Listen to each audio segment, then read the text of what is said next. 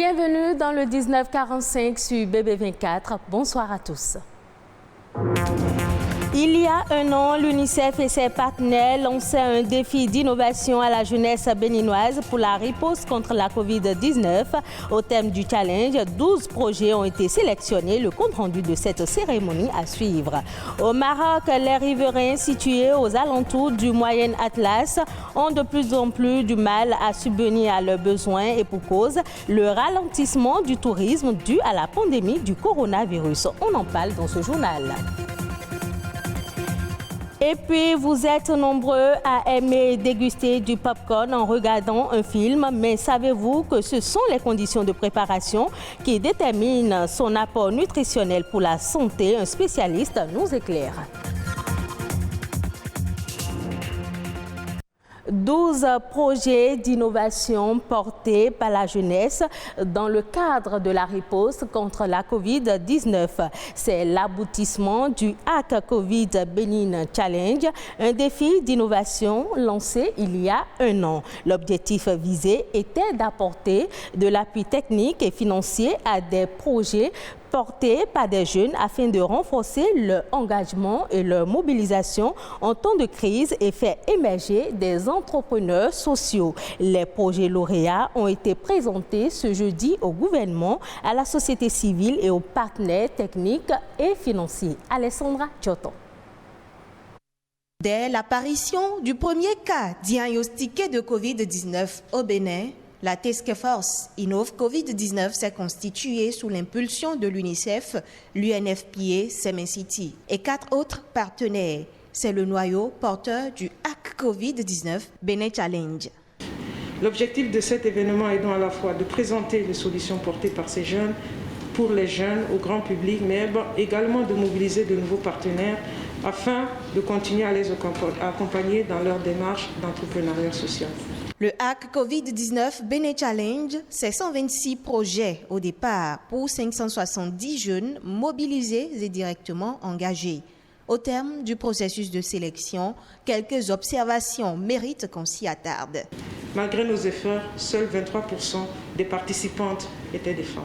Donc nous avons encore beaucoup de travail à faire. Nous devons également améliorer l'inclusivité de nos initiatives portées vers l'entrepreneuriat local et l'innovation. 80% des participants étaient basés dans le sud du pays, sans compter sur tous les jeunes qui ne disposent pas d'accès aux TICS et n'ont donc pu participer à ce défi d'innovation. Les solutions proposées par les jeunes dans le cadre de la riposte contre la Covid-19 intègrent 4 secteurs, à savoir éducation à distance, santé communautaire, entraide sociale et sensibilisation. Asuka Chatbot est un des projets lauréats. C'est un chatbot, c'est une intelligence artificielle en fait, qui deviendra l'ami virtuel des jeunes, sur qui ils pourront compter pour pouvoir avoir des informations fiables aux questions qu'ils se posent au quotidien et aussi soumettre leurs préoccupations. C'est pas facile d'avoir un projet d'aussi grande envergure parce que ça demande un engagement fort, ça demande du temps, ça demande de la patience et de la persévérance pour mettre en place cette solution. Comment faire des études de faisabilité, comment rendre sa solution désirable, comment architecturer un plan financier, comment travailler sa stratégie marketing, autant de choses que chacun des porteurs de projets et son équipe ont eu à apprendre dans le cadre de ce challenge. Ce fut une expérience très intéressante pour nous, je ne regrette pas. Ce fut très technique, c'est vrai, mais à titre personnel, j'ai aimé. Les 12 équipes lauréates vont, dès le mois prochain, recevoir un appui financier à hauteur maximale de 5 600 000 francs CFA chacune pour mettre en œuvre leur projet. Au Maroc, en raison de la pandémie, les montagnes du Moyen Atlas sont désertées par les touristes étrangers. Un coup dur pour les locaux qui vivent essentiellement de cette manne. Seule bonne nouvelle, la faune locale profite de cette accalmie. Reportage. Dans les massifs enneigés du Moyen Atlas au Maroc, les guides équestres sont désœuvrés. Depuis des mois, les touristes étrangers ne viennent plus ici en raison de la pandémie. Les hôteliers affirment avoir perdu 70% de leur clientèle. Espérance de pouvoir le plus vite possible voir le tourisme étranger ici dans le pays. Parce que c'est ça qui sauve vraiment la situation. Les balades en groupe et les séminaires sont annulés. Cet écomusée, ouvert l'an dernier, est désespérément vide. Les vendeurs de souvenirs, eux aussi, trouvent le temps long. البيع ما كاينش قليل حتى الزوار اللي غادي يجيو غادي يدخل اللي راه يعرف شنو عندنا في المحلات ما كاينش اللي تيجيو تياخذ فكره عندنا ولا سميتو تيجي هو خصو ياخذ تصورات ويمشي بحاله ما تيضربوش دور عندنا لهنا المحلات ولا. L'accalmie profite seulement aux singes magots de la région. في الفتره ديال الحجر الصحي هنايا القرود والحيوانات اللي كتكون هنايا ما لقاتش السياح اللي غادي يجيو انهم يعطيوهم ياكلوا هذا وهذا فكانوا كيعيشوا واحد الحياه طبيعيه كانوا كيتغداو طبيعي.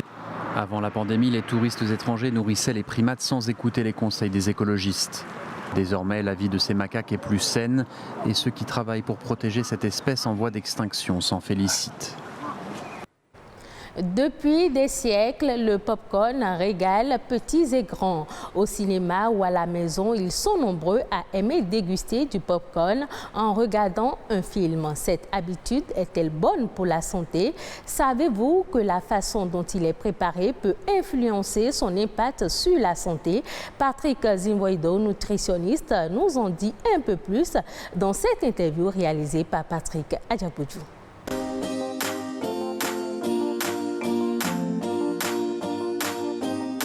C'est des aliments qu'on prend tout juste avant de manger. Ça fait partie du cocktail pour du café. La base même, c'est du maïs avec des ajouts, plus peut-être du sel ou bien un peu de sucre ou bien du lait. Et en portion, on le met et on commence par consommer. Lorsque vous prenez du popcorn, c'est bon pour les enfants, mais ça a des conséquences. Parce que le maïs, naturellement, contient d'huile. Donc le foie est chargé de produits d'huile, naturellement, dans le maïs. Mais encore, on fait des ajouts d'huile. Quel type d'huile? On ne sait pas.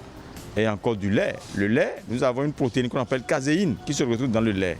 Et quand tous ces éléments se retrouvent, peut-être chez d'autres personnes, ils prennent du popcorn avec des boissons glacées. Et là, ça peut provoquer la constipation. Vous avez les valeurs nutritives à l'étape fraîche. Mais quand il s'agit de la transformation, même jusqu'à ce que le maïs même qui transforme popcorn, il contient toujours les valeurs nutritives. Mais au cours de la transformation, parce qu'il est passé dans une transformation, dans une machine, donc là, ça va être des aliments transformés. L'aliment a été transformé. Et quand c'est transformé, on n'a plus de nutriments. Parce qu'on cherche les nutriments à l'étape pure, à l'étape fraîche. Mais à l'étape transformée, ça devient une source négative pour l'organisme. Donc on n'en a pas besoin de trop. Peut-être les enfants peuvent consommer pour retrouver leur poids. Parce que chez les enfants, la transformation est rapide, la digestion est rapide, le métabolisme est rapide. Mais chez les personnes âgées déjà à 40 ans, peut-être en petite quantité, accompagné du jus d'orange ou bien du jus de pamplemousse ou bien de l'eau tiède. Certes, c'est bon à voir, c'est joli dans un sachet, mais le contenu, le contenant, c'est ça qu'il faut voir. Ça contient quoi? Ça m'apporte quoi? Si ça apporte du bourratif, ça dit que ça ne me sert à rien d'en consommer. Quand il y a l'huile, les sucres, ça c'est des éléments toxiques pour l'organisme. Donc c'est des bactéries, on crée des bactéries comme ça dans nos tubes digestifs, dans nos intestins.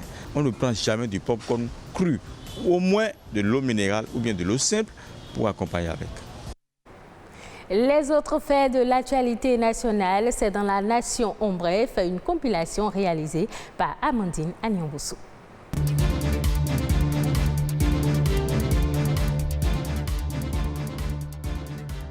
La gestion de la pandémie de la Covid-19 par le gouvernement est appréciée au plan international, ce qui fait du Bénin l'une des destinations touristiques les plus sûres au monde. L'organisation internationale Ethical Traveler, à travers une publication, classe le Bénin parmi le top 10 mondial 2021 des meilleures destinations éthiques post-pandémiques. L'organisation internationale a étudié comment la pandémie a été gérée et comment cette maladie a affecté les industries du voyage et du tourisme. Cette nouvelle distinction du Bénin est le fruit de la gestion exemplaire de la pandémie du coronavirus par le gouvernement qui, dès les premiers cas positifs, a déployé son arsenal de lutte contre cette maladie. Le portail national des services publics va bientôt s'enrichir d'une nouvelle offre digitale au grand bonheur des citoyens. Après la dématérialisation des services de l'impôt, des services fonciers, des actes administratifs et de carrière, du casier judiciaire, le gouvernement a mis le cap sur la digitalisation de la délivrance du passeport. La dématérialisation de ce service permettra entre autres de faciliter aux citoyens résidant au pays ou établis à l'étranger le processus de demande et d'établissement de son passeport, de fournir des services de qualité avec une satisfaction client optimale, d'assurer une meilleure gestion du stock des carnets de passeport, d'améliorer la sécurité des titres de voyage produits par une maîtrise des processus et la mise en place de contrôles adéquats, de produire des documents de voyage conformes aux normes de l'Organisation de l'aviation civile internationale. Le Conseil des ministres, en sa séance du mercredi dernier, a en effet autorisé la sélection des prestataires pour la mise en œuvre du projet e-passeport. Professionnalisation du secteur de la culture, le fonds de bonification sera lancé le mois prochain. Face aux hommes des médias, le directeur général du Fonds des arts et de la culture a présenté les avantages de cette initiative qui contribuera à la professionnalisation du secteur culturel au Bénin. Le fonds de bonification constitue un accompagnement que l'État a mis en place en vue d'encourager la création des industries culturelles dans le pays. Loin de remplacer le fonds d'aide à la culture ou les autres appuis de l'État au secteur, le fonds de bonification constitue un moyen pour permettre aux acteurs d'avoir accès au crédit. L'État va jouer sa partition en payant les intérêts que le prêt contracté pourrait induire. Ce fonds est transparent car il suffit pour les acteurs culturels de déposer un dossier à la banque qui jugera de l'opportunité d'accorder le financement.